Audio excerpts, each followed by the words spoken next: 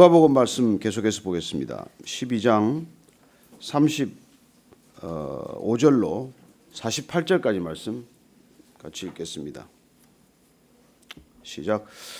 허리에 띠를 띠고 등불을 켜고 서 있으라. 너희는 마치 그 주인이 혼인집에서 돌아와 문을 두드리면 곧 열어주려고 기다리는 사람과 같이 되라. 주인이 와서 깨어있는 것을 보면 그 종들은 복이 있으리로다.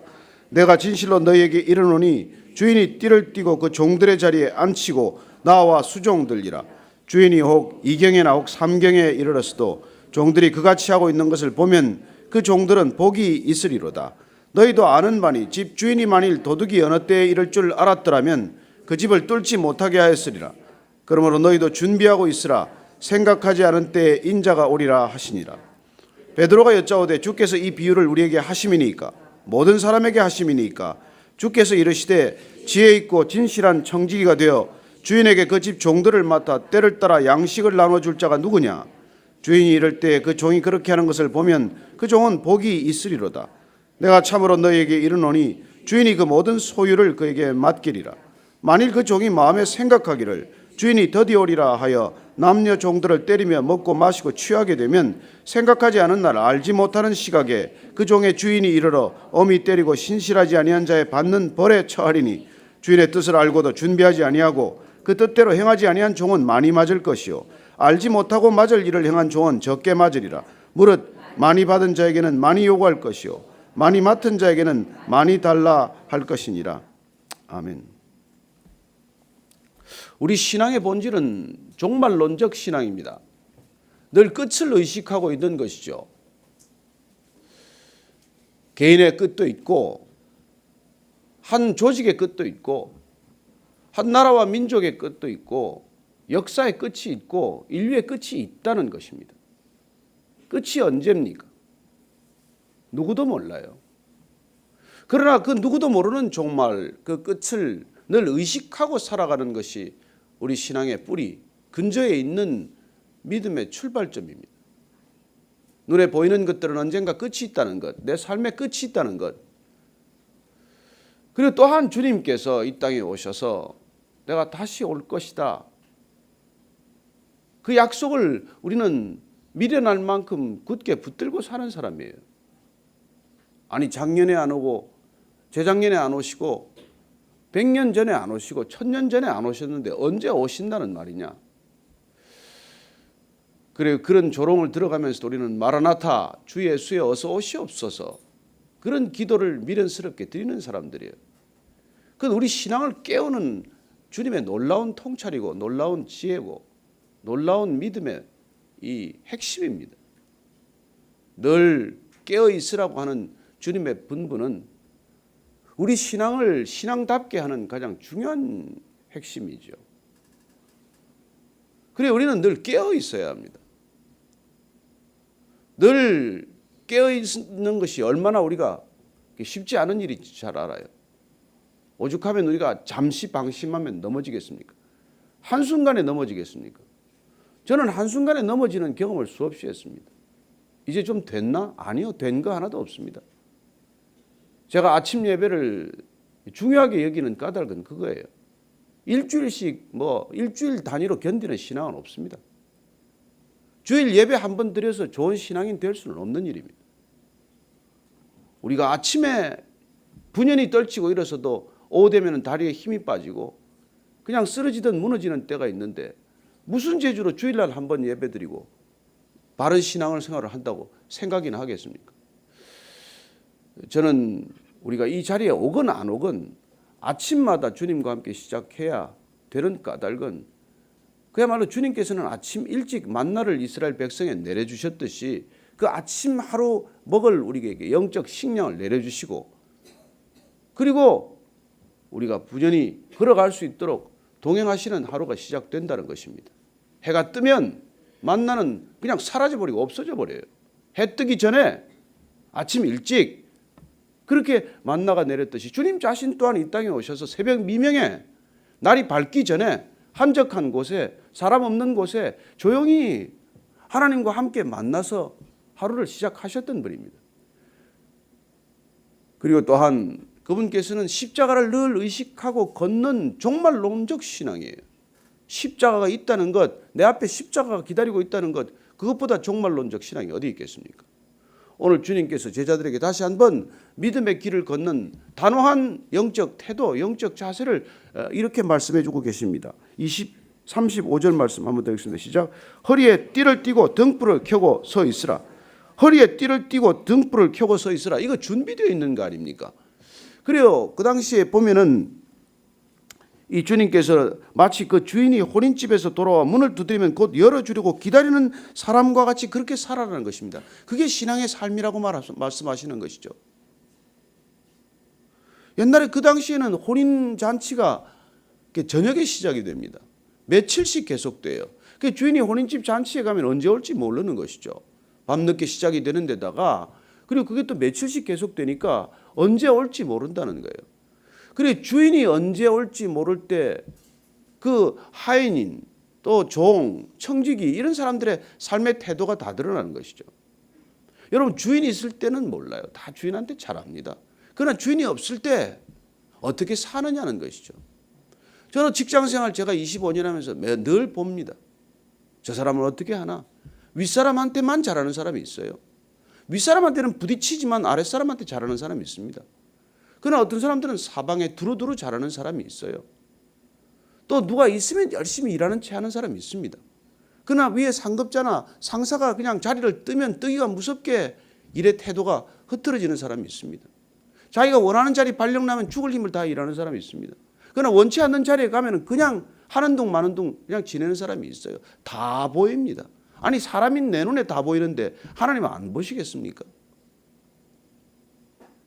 그래서 우리가 신앙인이 아니더라도 늘 그렇게 준비되어 있는 삶을 사는 것이죠. 여러분 준비되어 있는 삶이 아니면 화근이 준비된 거예요.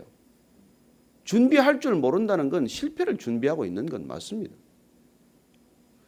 그래서 우리가 늘 준비되어 있다는 거야말로 정말 살아가는 데 있어서 가장 중요한 신실함의 표상이에요. 믿음이란 신실함 아닙니까? 우리가 저 아는 그 이 김하중 대사가 청와대 수석 시절에 이제 정상 외교차 미국에 나가서 뉴욕에 체제할 때인데 대통령이 아침에 새벽에 부른 거예요. 급한 뭐 연설문 때문인지 뭔지 새벽 5시인가 뭐 이렇게 부르는데 양복을 입고 넥타이를 메고 달려간 거예요. 아니 왜 이렇게 넥타이를 메고 있냐고. 일찍 일어났습니다. 안 잤어? 아니 잤죠. 근데 이렇게 말끔히 차려입고 나온 걸 보고 놀란 거예요. 깜짝 그 새벽에. 그 다음날 불렀는데 또 넥타이를 메고 나온 거예요. 그 당신 잠도 안 자나? 아니 제가 좀 일찍 일어납니다. 그래서 그분이 참 그렇게 그런 일로 뭐 그뿐만이 아니라 모든 삶의 자세가 성실하기 때문에 정말 뭐 지금 이 중국 관계가 이렇게 어렵고 사드 보복이니 하지만 그런 분 하나 대사 자리에 있으면 훨씬 풀기가 수월합니다. 중국에서 그분 대사로 들어갈 때 좀 더 두라고 한국에 로비를 했던 외교 관례에 없는 일이 일어났어요. 그분 좀 더 둬달라고. 그래서 6년간 최장기 주재하는 주중 대사가 된 거예요. 늘 준비되어 있는 그 태도. 그리고 그쪽 중국 외교부 관리들하고 끊임없이 기도하면서 말이죠. 그분들의 기도 제목을 일일이 적어서 기도 수첩에 중국 외교부 관리들 하나하나를 놓고 기도하는 그런 성실한 믿음 때문에 그런 일들이 있었던 거예요. 반면에 저는 게으름 피우다 가지고 낙인 찍힌 적이 있어요.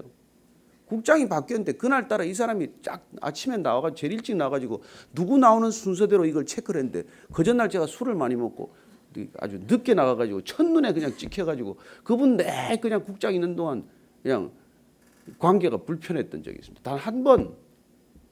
보통 저도 일찍 나가는데 어떻게 그날 딱 자리 바뀌는 날 그런 일들이 있어가지고. 그리고 우리가 정말 어느 때 어떤 일이 있을지 모르는 거예요. 사람 사는 일도 그런데 우리가 주님이 그냥 이런 비유를 해주시는 거예요. 주인이 언제 올지 기다리는 그런 게 우리 신앙의 삶의 자세라는 것이죠. 그래서 이 주인이 말이죠. 오는데 문을 두드려도 안 열어주면 여러분 얼마나 정말 황당합니까? 주인이 왔는데. 여러분 문 열어줄 때 안 열어주는 경험 요새는 뭐 그 카드 뭐 키패드에 뭐 이렇게 치고 들어가지만 옛날에는 그 아내가 문을 열어줘야 들어가지 않습니까? 근데 이 아내가 미워서 이제 문을 안 열어주거나 하면 그 문 밖에 서서 한 30분씩 기다리는 남편들이 있지 않습니까? 또 뭐 취해가지고 남의 집을 두드리고 들어간 사람도 있고 별일이 다 있었지만은 어쨌건 여러분 문 안 열어주는 것처럼 답답하고 화가 나는 일이 어디 있어요. 그러다가 누구는 담을 넘어가다 떨어져 죽었어요. 그런 일도 있고 옛날에 기사를 보면 별일이 다 있었는데 어쨌건 늘 그렇게 깨어있는 준비되어 있는 항상 그런 마음의가짐이 필요하다는 것이죠. 저는 우리 신앙에 이렇게 참 믿음의 자세가 늘 신실한 자세가 되기를 축복합니다. 사람한테 신실할 수밖에 없어요. 하나님한테 신실한 분이 어떻게 사람한테 신실하지 않겠습니까? 그래서 거짓말하고 속이는 게 그게 가능하겠어요? 믿음 없는 것이죠. 사람 눈치 봐가면서 일하는 게 믿음이 있습니까? 눈치가 빠른 게 그게 믿음이 아니에요. 저는 사람 눈치 볼 필요가 없는 까닭은 하나님 한 분을 두려워하기 때문에 늘 사람 앞에서 변함없는 태도를 갖는 게 그게 믿음이지. 이 사람 할 때는 이런 말하고 저 사람한테 저런 말하고 힘 있는 사람 앞에서는 굽신거리고 힘 없는 사람은 짓밟고 그게 무슨 믿음이에요. 저는 정말 그리스도인들의 삶의 자세는 믿음에서부터 비롯된다고 믿습니다. 주인이 와서 깨어있는 것을 보면 그 종들은 복이 있다. 내가 진실로 너에게 이르노니 주인이 띠를 띠고 그 종들을 자리에 앉히고 나와 수종들이라. 그러면 주인이 얼마나 그 종을 그렇게 좋아하겠냐는 것이죠. 종으로 대하겠습니까? 점점 친구 되는 것이죠. 그런 기업의 얘기들이 많이 듣지 않습니까? 대우의 첫 명장이 된 사람은 새벽마다 일하다가 정말 그 회장 눈에 들어가지고 아무 학력이 없지만은 그야말로 가장 보수를 많이 만든 사람이 되지 않습니까? 주인이 혹 2경이나 혹 3경에 이르러서도 종들이 그같이 하고 있는 것을 보면 그 종들은 복이 있다는 거예요. 그리고 그렇게 신실한 삶은 곧 자기 자신에게 복이 된다는 것입니다. 그래 우리가 다 보입니다. 뭐 어떻게 살아가는지 다 보이는 거죠. 너희도 아는 바니 집주인이 만일 도둑이 어느 때 이럴 줄 알았더라면 그 집을 뚫지 못하게 하였으리라. 주님께서는 그런 종말론적 신앙, 늘 준비되어 있는 그런 굳건한 신앙을 세 가지 비유하는 것이죠. 집주인을 기다리는 이런 종의 비유, 그 다음에 도둑 비유를 하는 것이죠. 도둑이 언제 들어올 줄 알았더라면 우리가 준비를 하지 않겠냐. 그러나 도둑이 언제 예고하고 오냐는 거예요. 그래서 우리가 집을 늘 이렇게 안전하게 지키려고 하는 것은 도둑이 언제 들어올지 모르기 때문 아니냐. 도둑 안 들어오게 하기 위해서는 항상 깨어 있어야 하는 것 아니냐. 그런 것이죠. 자, 41절 보니까 베드로가 주님 이거 우리한테 하는 얘기입니까? 모든 사람한테 하는 얘기입니까? 하여튼 베드로는 질문할까 안 할까 참 가끔 가다가 헷갈리게 하는 사람입니다. 주님께서 자 42절 43절입니다. 시작. 주께서 이르시되 지혜 있고 신실한 청지기가 되어 주인에게 그 집 종들을 맡아 때를 따라 양식을 나눠줄 자가 누구냐. 주인이 이럴 때 그 종이 그렇게 하는 것을 보면 그 종은 복이 있으리로다. 예, 신실한 청지기 비유를 하나 더 해주시는 것이죠. 왜냐하면은 여러분 지금 이 신실한 청지기라는 이건 사실 제자이기도 하고 주님이 부르신 모든 그리스도인들이기도 하지 않습니까? 자, 그러면 그 사람이 늘 깨어있는 신앙의 자세란 무엇입니까? 삶의 자세가 어떤 자세일까요? 자, 그러면 두 가지 자세가 있을 수 있어요. 최대한의 자세와 최소한의 자세가 있을 수 있습니다.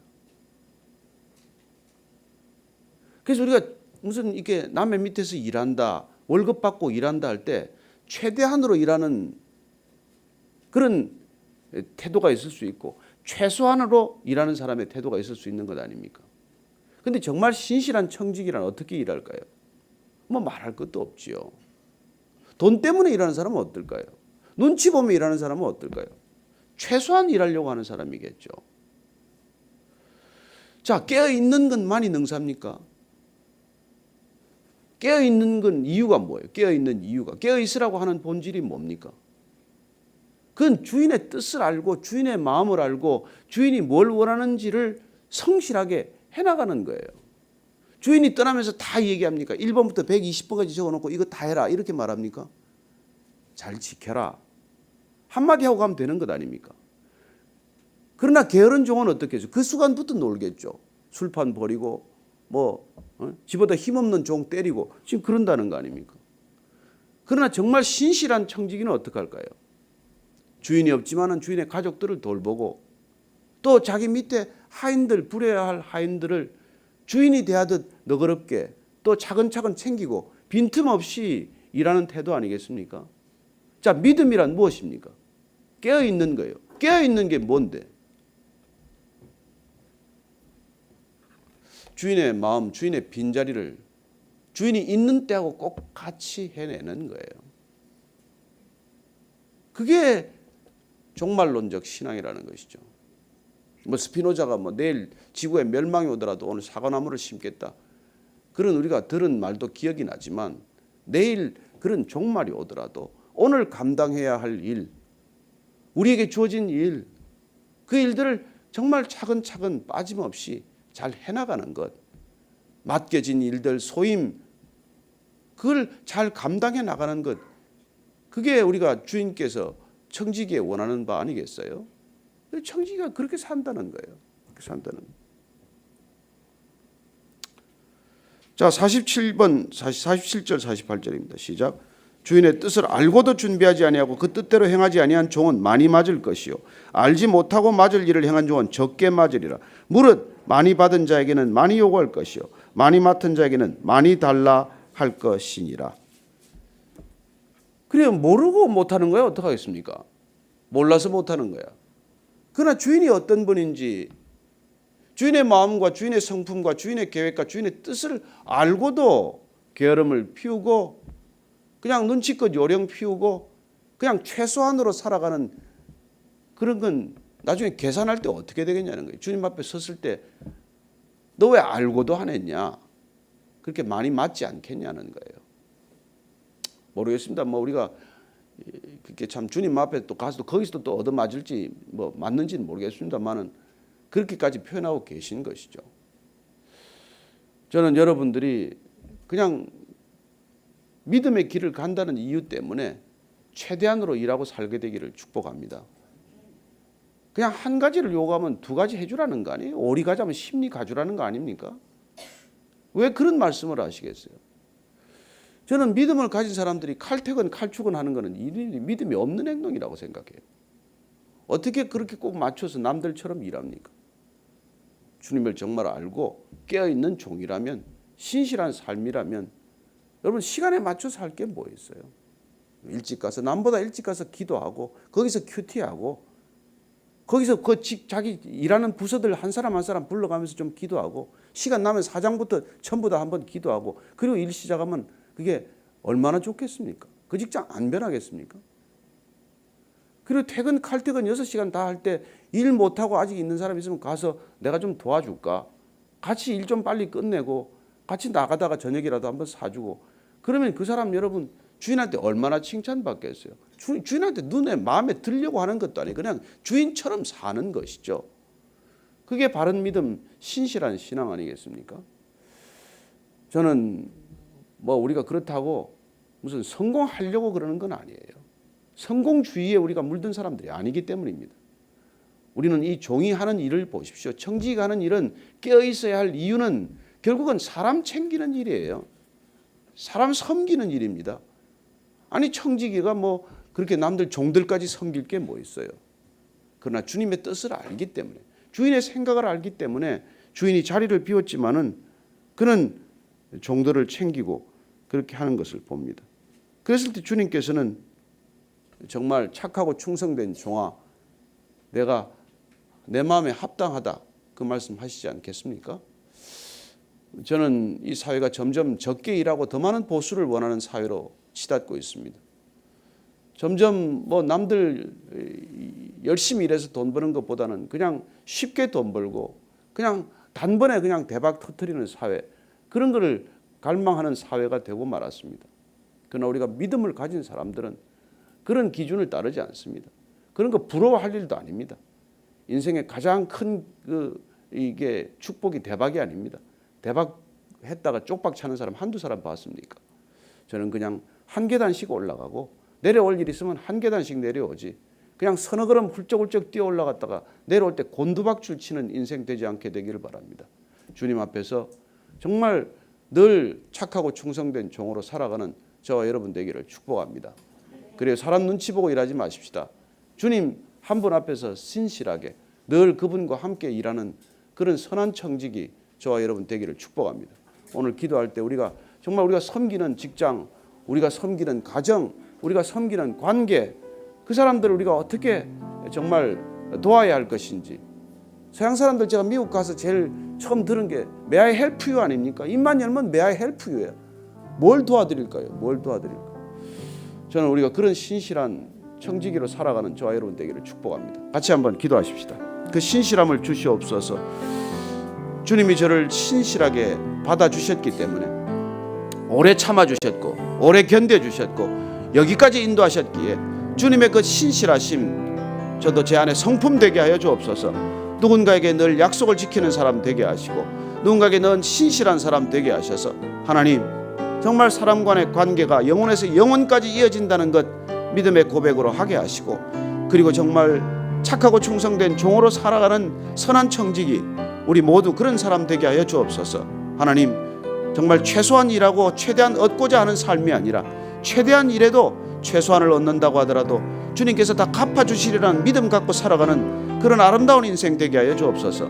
늘 하나를 베풀고 둘을 요구하는 사람이 아니라 둘 셋을 베풀고도 잊어버리는 사람 되게 하셔서 하나님 이 땅에서 상급 정말 적을수록 하나님의 상급 더 크다는 것 기억하는 인생 되게 하여 주옵소서. 하나님 살아계신 하나님 아버지 불꽃처럼 보고 계신데 주 앞에서 하나도 흐트러진 바 없이 살아가는 우리 삶이 되게 하여 주옵소서. 하나님 모든 것 주께서 다 아시오매 하나님과 교제할 날 하나님과 계산할 날 하나님과 회개할 때 주님 다 갚아주시려는 믿음 때문에 이 땅 가운데 비록 좀 손해보더라도 내 계산에 안 맞더라도 주님 거기에 묶이지 않고 살아가는 자유함이 있게 하여 주옵소서. 이제는 십자가에서 무한한 것 부어주신 우리 구주 예수 그리스도의 은혜와 아버지의 무한하신 사랑과 성령의 무한하심의 인도하심과 그리고 놀랍게도 그 무한 때문에 이 땅에서의 작은 삶에 묶이지 않도록 그렇게 살아가도록 인도하시는 성령님의 이끄심이 오늘 믿음의 대로 믿음의 분량대로 살아가는 우리 모두를 눈을 들어서 주님 바라보게 하시고 주님의 풍성함에 그렇게 묶이도록 하시는 그 놀라운 은혜 우리가 다시 한번 누리기로 결단한 이 자리에 고개 숙인 모든 은혜의 사람들 위해 지금부터 영원까지 함께 하시기를 간절히 축원하옵나이다. 아멘.